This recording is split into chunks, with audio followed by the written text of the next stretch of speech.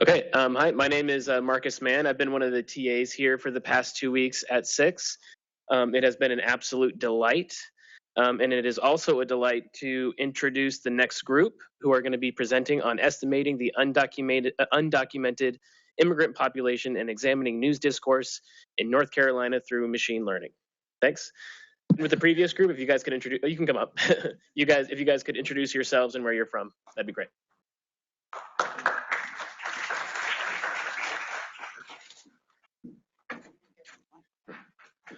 All right, hi, I'm Chris Sankben. I'm in AJR, Applied Justice Research here at RTI, and I'm a research sociologist and, as you'll see in a little bit, demographer. That's one of my interests.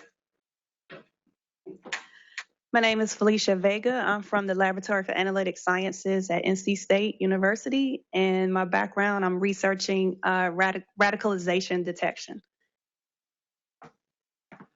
I'm Siri Warkentine. I am an RTI employee also in the Education and Workforce Development Division. Hi, I'm Marwa Salem. I'm a research economist here at RTI. I deal mainly with environmental policy and its effect on relevant variables that have to do with land use or just environmental impacts.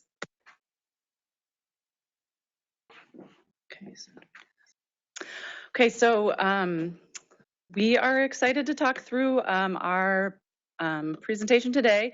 Was motivated in part by Chris's expertise in this area of immigration, and so our overarching idea was that we know that there are some estimates out there, primarily done by the Pew Research Center for the undocumented population, but it's fairly limited. And the methodology that is used is proprietary. And so our goal was to see if we could develop a model that predicts undocumented immigrant status, try to see if we could get to the county level estimates across the United States for the across North Carolina at this stage for the number and proportion of undocumented immigrants.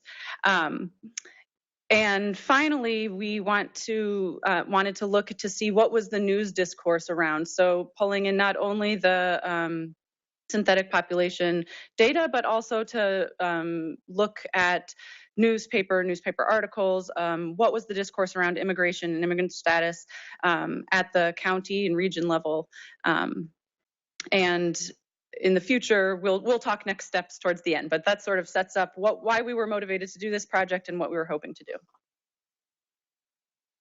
Okay. So there's a twofold approach here. The first was to use the synthetic population data to obtain the county level estimates for undocumented immigrants in North Carolina.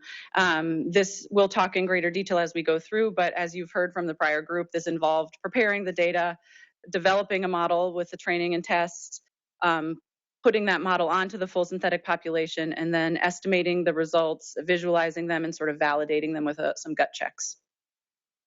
The second part was to look at the news discourse, was to, first of all, try to identify text data that we could use to examine this, to look at some topic modeling and sentiment analysis, and then also to visualize. And I think this is primarily an exercise in hypothesis generation, getting ideas, trying to exploratory in that sense, trying to understand what is it that we see so that we can then potentially do some testing of hypotheses later. All right, thank you, Siri. Okay, so I'm going to talk about the data that we use to build our model and our model building process, all very scintillating stuff, so no one fall asleep, please. But I started working with the SIP data at the start of the week, and that probably should have given me pause as to whether or not we were going to be able to pull this off. I looked at a couple of articles, and one of them said that if people think that working with the ACS, the American Community Survey, is like climbing Mount Everest, then working with the SIP data is like walking from one end of the Amazon to the other. And I can confirm that it's a very, very large and nebulous data set, and it's got a lot of rich information in there. And I think with a lot of time, you could probably familiarize yourself with it and extract a lot of information. Having said that, it's a panel data set that is nationally representative, and it contains millions of observations. And they started it in 94, and they do it every 4 years. So the latest wave that they have is from 2014, and I think they're preparing the 2018 data. We use the 2008 data because it's the closest in time to the 2010 census, which is what we're going to project upon. And we use a specific subsample, which was asked a question about migration. So they are asked about migration history. And from that, we derive our measure of undocumented status, which I'll talk about in a second. So the way we get our measure of undocumented status, this proxy, it's not the actual measure, I just want to clarify that, is we use a battery of questions, with the first of which is, are you foreign born? So that weeds out a decent amount of people. The next one is, are you a citizen? And then they say, if you are, either way, they ask what your status was upon arrival in the United States. And then, so are you a legal permanent resident or some other like asylee status, a student, or other? And then they ask, have you changed your status since arrival? And so this is, again, this is a proxy, and there's a lot of noise in there, but it is kind of generally accepted in the demography literature that this captures a lot of the undocumented population in the SIP. Because although you still do have people that are students or that are working on H-1B visas, it's likely that you can weed them out based on the time that they arrived and when they likely would have naturalized if they could. So we're not getting only undocumented here, but when we did gut check tests on the data to look at, you know, the time that they arrived, their levels of education, their age, and their region of origin and race ethnicity, they did kind of match what is generally accepted as the profile of undocumented immigrants in the United States. So our predictor variables are very, very few. We would have done a much, much better model if we were given infinite time and also infinite measures in the PUMS data. But unfortunately, we, you know, just with the constraints of this project, we wanted to make sure we didn't have to impute anything onto the PUMS data itself. So we're using variables that overlap between the two. And this is not all the variables that overlap. They were the ones that we could get done in the time that we had. So we use nativity, nativity status, region of birth, which is very broad in PUMS.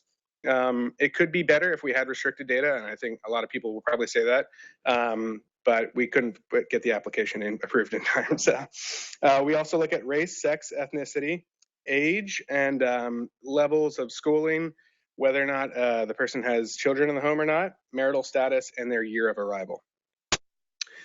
So when we started looking at models of undocumented status, we found out we were amazing at predicting undocumented status or not. But when we looked at the actual model results, we found that because it was such a rare event, it was only about less than 2% in the population, our model accuracy was 98% across the board because everyone was getting a zero. So we weren't predicting any undocumented immigrants.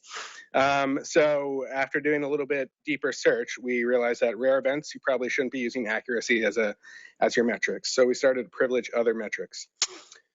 So we turned to using area under the curve, which is plotting out sensitivity and specificity. And I will probably get these wrong. I always switch them up in my head, but sensitivity is how many documented people did we correctly identify. So in the previous model, we were killing it. We were getting everyone, you know, because we were saying zero.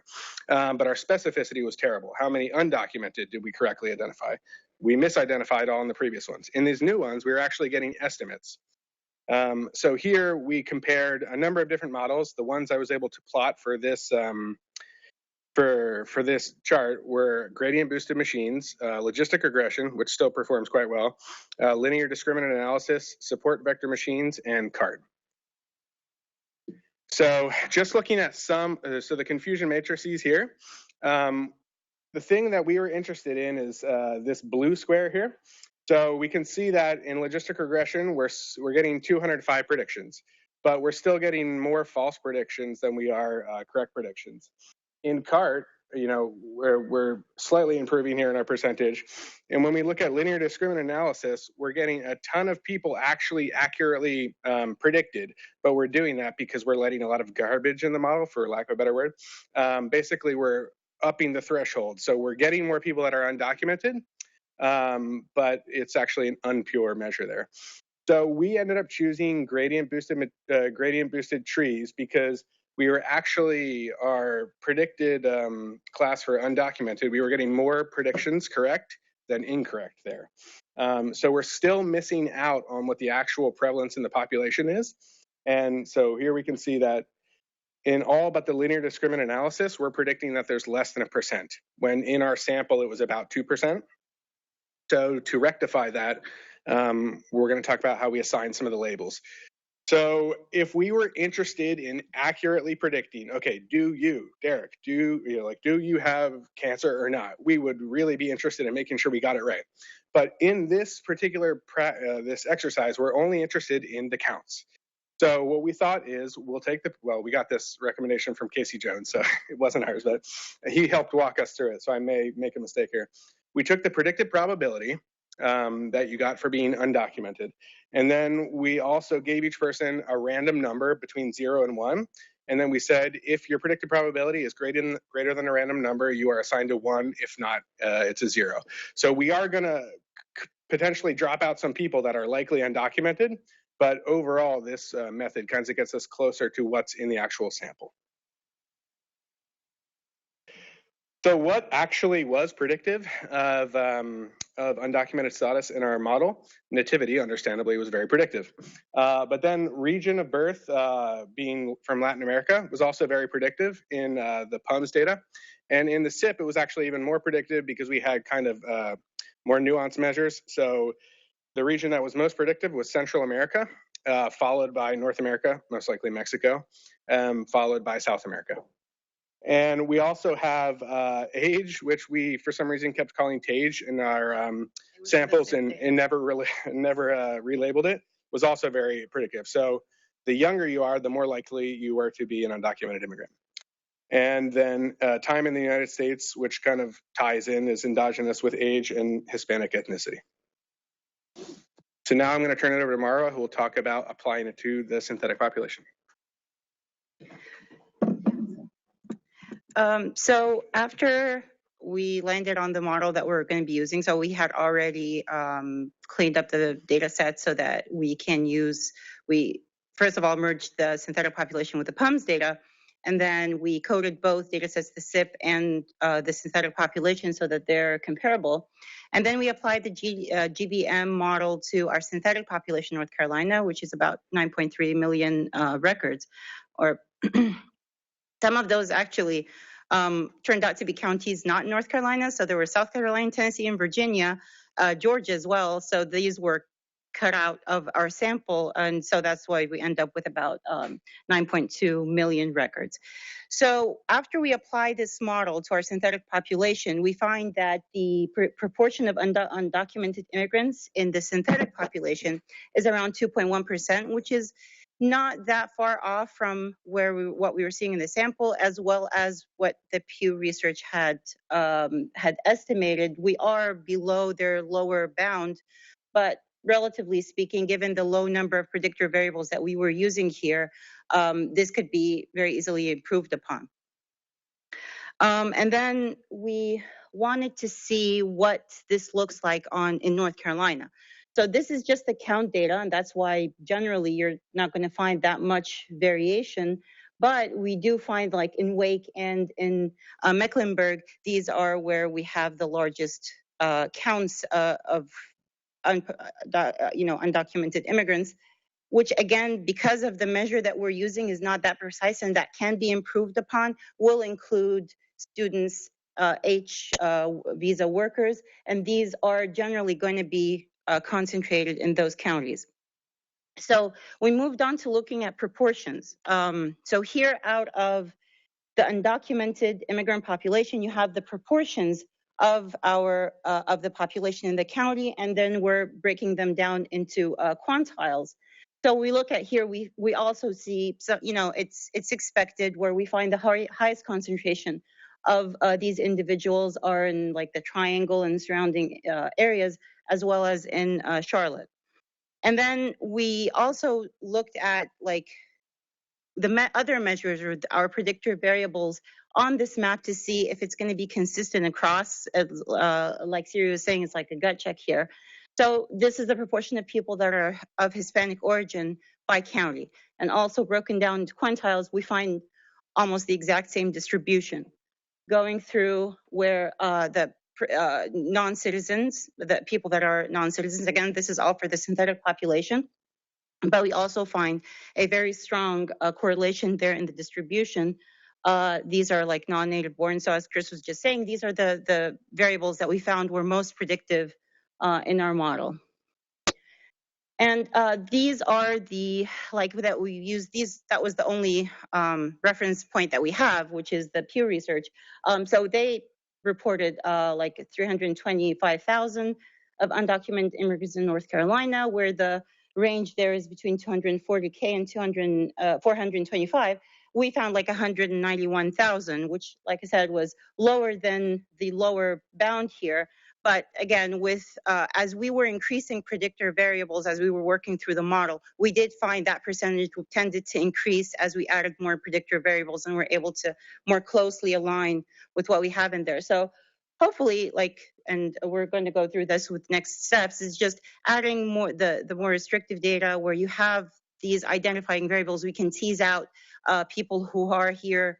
They're not citizens, but they are here legally. They're not undocumented. So actually capturing that measure more accurately, as well as adding more predictor variables from the SIP data, because as Chris was just saying, it was just really huge data sets. And there was not a lot of transparency about what was in each data set. So we're kind of feeling our way around this.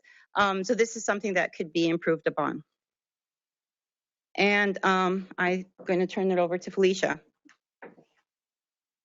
So, because of time, I'm going to rush through these, so I'm trying to go as fast as I can. So we wanted to look at what the news was saying about undocumented immigrants. So we just did a search on immigration, and we were able to find some articles in the North Carolina digital newspaper. The reason why we chose this is because we feel like newspapers can be somewhat reliable, and especially the local news sources can be reliable and have a better insight on what's happening in the area. We did try searching Google's API for news articles in 2010. It was very difficult. We found like 2 websites, and that was it. So we ended up scraping the digital North Carolina newspaper website, and we were able to retrieve 100 news articles just for 2010. And so the downside is we only obtained 100 news articles for 2010. And so the top cities that we were able to capture were Winston-Salem, Greensboro, and Charlotte. And go to the next one. So we, using this very small, in the scheme of digital data, a very small corpus of text, but we went through some analyses that we had learned at the beginning of last week, just to see what could we do and sort of set the stage for a longer term project that will allow us to get more comprehensive and inclusive set of newspaper and news sources from 2010. But so what we did was to do some structured topic modeling. The first step was to try to understand what is the number of topics that was represented in this corpus of text. So we looked at between 3 and 9. Some of these model fit model diagnostics show that probably a smaller number of on the left side tend to show that a smaller number of topics would be appropriate. When we compare the exclusivity and semantic coherence, however, it looks to be that about 6 topics would be appropriate. So we went with that for these purposes. I'll skip that for now. So these were the topics that resulted, showing the highest word probabilities for each topic. And you can see some grouping of words associated with each one. We sort of pulled out in topic 1 sort of the legal, the illegal aspects that were being talked about in articles. Topic 2, 2010, you'll remember, was the year of the census. And so there was a bit of discussion in news articles, local news articles about that. That's getting pulled out, as well as law and office. Immigration law was coming out in some of those. I won't go through all of them, but so this was the word probabilities by topic. This shows the prevalence of topic. I'll say we used the STM R package, as well as Julia, probably will butcher her last name, Stigley's, some of her code we borrowed. These were some of the examples that came out for each topic. So topic 1, again, was more of the legal, illegal aspects, and you can see there's discussion in a commissioners board meeting about what Arizona was doing, recommending that North Carolina do the same thing. So it seemed to cohere across. I'll skip over that.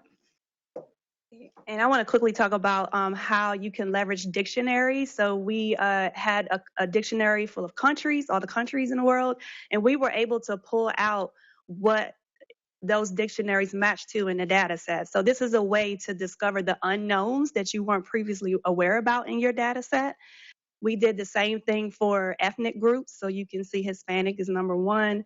And one thing that we learned from this is the model that we used, it differentiated between African and American, so it didn't put it together. So we had a lot of African hits and a lot of American hits, which wasn't correct. So that was one of the downsides to this, but still useful, and we were able to see the demographics that we weren't previously aware of. And then we just did some geocoding as well by sentiment. So you can see by color code, green is positive, red was negative. So you can sort of see the areas that were for immigration or just had a positive view of immigration, and those weren't. And it's just another interactive map that we developed. Yeah, so I think we've touched on next steps throughout, but there's certainly more with topic modeling that we hope to do in terms of getting a much broader set of articles, more comprehensive, incorporating covariates into the structured topic modeling, because that's what that method can really do a lot more than we demonstrated right here in terms of looking at how it may differ across county, how it may differ across paper type. So colleges and universities, specialty publications, community publications. So I think there's a number of different covariates that would be important related to that. And then also change over time, looking at how did perhaps like setting bounds from prior to 2010 and beyond, looking how topics are evolving, how sentiment towards the immigration is changing. And with the synthetic population, I think we've sort of touched on how we can improve that. We do better. Yeah. Any questions?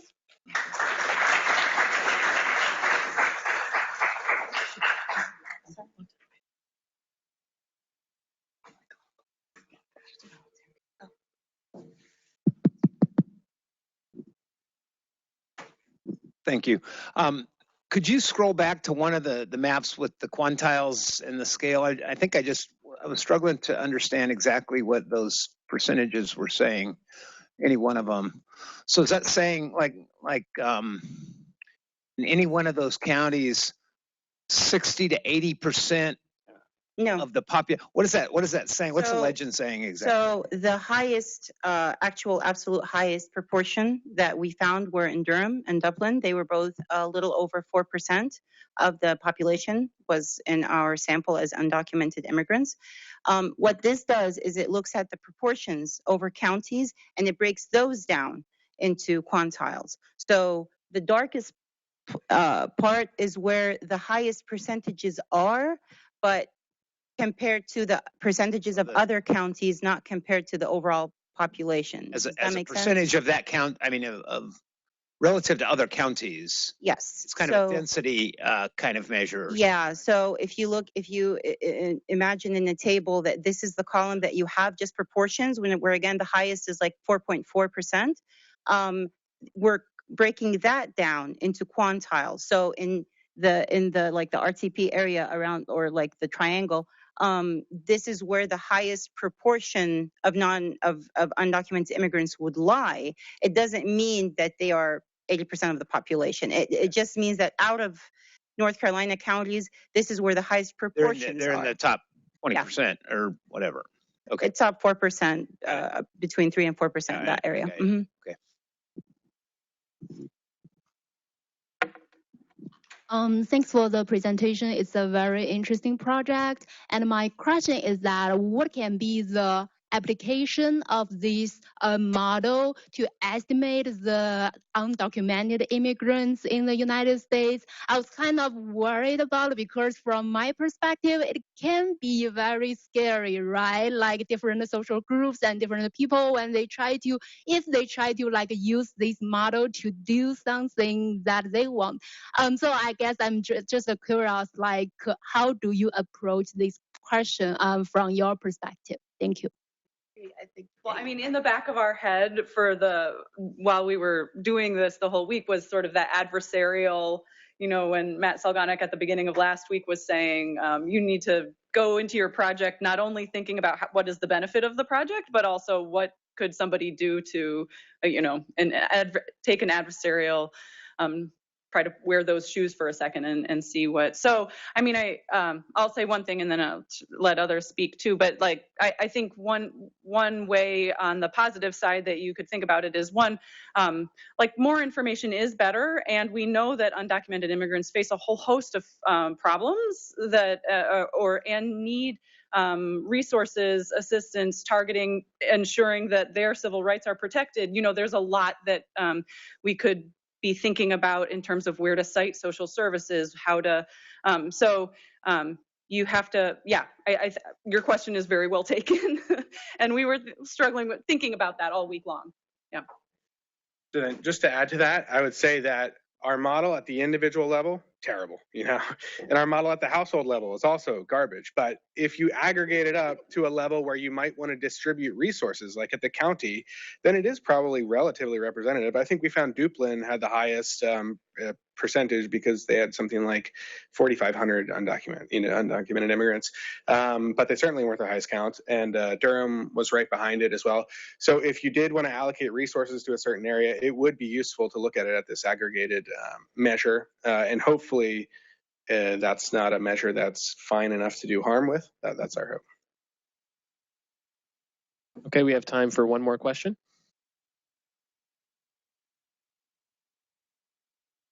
All right, well, I have a question, if that's okay. Kind of at the heart of this analysis is this issue of response bias, right, when it comes to questions like these. And that's a timely topic, right? The Supreme Court just decided that due to response bias, that's enough of a reason to not allow a question like this on the census.